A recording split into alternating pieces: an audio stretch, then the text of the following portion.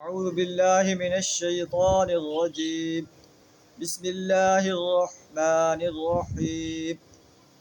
يا عبادي الذين آمنوا إن أرضي واسعة فإياي فاعبدون.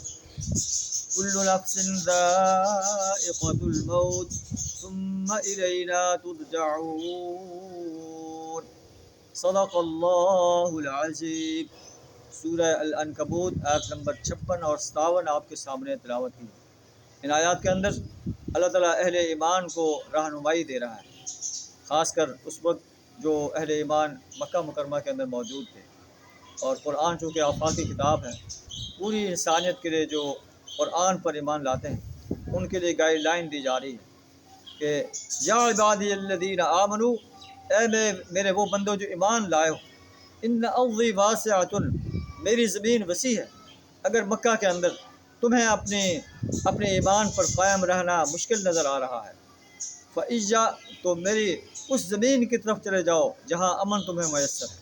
تو اس میں ہجرت حبشہ کی طرف اشارہ ہے کہ یہ آرڈر، یہ گائیڈ لائن آنے کے بعد اللہ کے رسول صلی اللہ علیہ وسلم نے اہل ایمان کو حبشہ کی طرف ہجرت کرنے کی اجازت دے دی.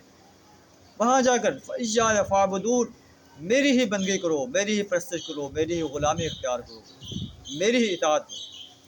کل نفس ذائقۃ الموت، ہر نفس کو موت کا ذائقہ چکھنا ہے. موت تمہیں جو ہے جہاں بھی ہوگے تمہیں آ کر رہے گی. ثم الینا ترجعون، پھر تمہیں ہماری طرف لوٹنا ہے. اگر مکہ کے اندر ابو جہل نے اہل ایمان کو ستایا ہے، ابو لہب نے ستایا ہے، اور سرداران قریش نے جو ہے اہل ایمان کو جو ہے سولی پر لٹکا دیا ہے، تو موت تو ان کو بھی پھر بھی آ جاتی. وہ شہید ہو کر اللہ کے حضور بہت بڑا درجہ پا چکے ہیں. تو تمہیں جان لینا چاہیے. ثم الینا ترجعون، پھر ہماری طرف ہی تمہیں لوٹنا ہے. اور جو ظلم کے پہاڑ تو رہے ہیں انہیں بھی میری عدالت میں پیش ہونا ہے. جو ایمان لائے عمل صالح کرتے رہے، لنبوئنہم من الجنۃ غرفا، ہم انہیں جنت کے بالا خانوں میں بہترین مقام عطا فرمائے گی. تجری من تحتها الانہار، جن کے دامن میں نہریں بہتی ہوں، جن میں وہ ہمیشہ رہیں گے.